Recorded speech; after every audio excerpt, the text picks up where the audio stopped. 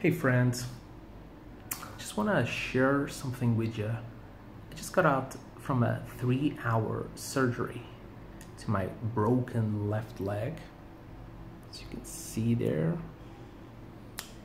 And surgery was fine. I'm fine. But I want to share with you maybe a couple of lessons or ideas that I got along the way that might be worth sharing with you. First of all, you know that some people don't do stuff because they're afraid of rejection, afraid of hearing someone else saying no to them or failing. This experience taught me that rejection is actually a great thing. What I mean is, you need to constantly reject all the negative thoughts that are going through your mind sometimes. Like, oh, am I like losing my leg? Is this going to work out? Will I ever walk again? You know, stupid stuff like that. You need to be aware of those thoughts and reject them, because you need to be in control of the reality that you want to create.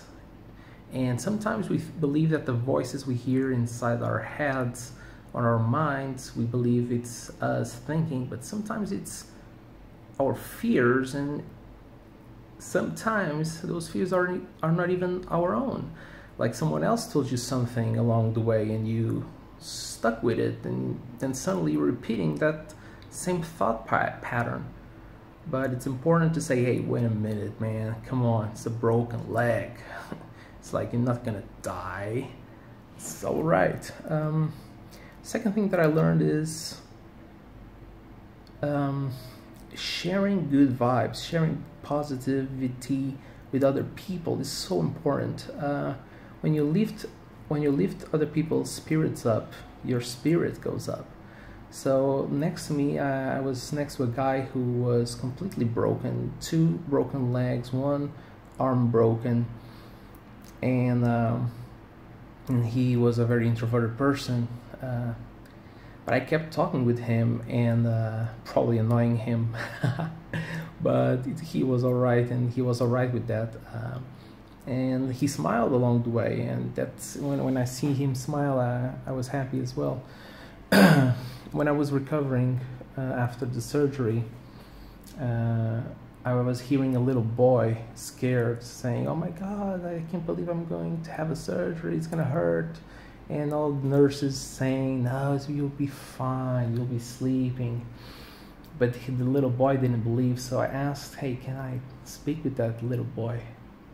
And nurses said, "Yeah, sure." So they brought the boy to me, and I said, "Hey, Matthias,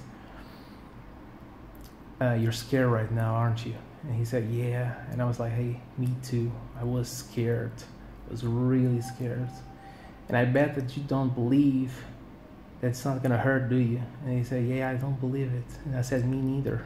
I didn't believe it until I do it." And I did it. I just did it for 3 hours, man. I was sleeping. I didn't feel a thing. And the little boy was like, "Oh my God, really?" I was like, "Yeah, man, telling you the truth, it's gonna be all right." And so they took the little boy. He started crying anyway, but he was not complaining anymore.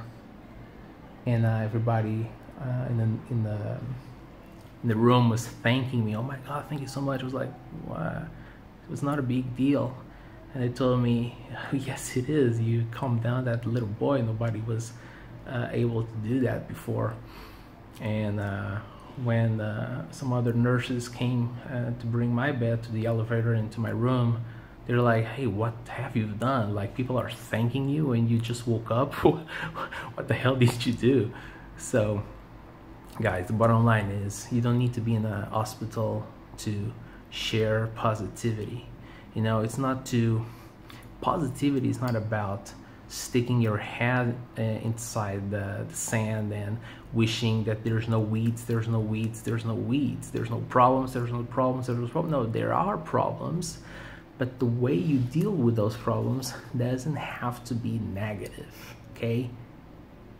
Either if you think it's gonna be all right or bad, you're probably right You never know, so you might as well go with the positive vibes. Okay, so if you agree with this, share this positive vibe with someone that might need to hear this today, right now. Hey, I love you.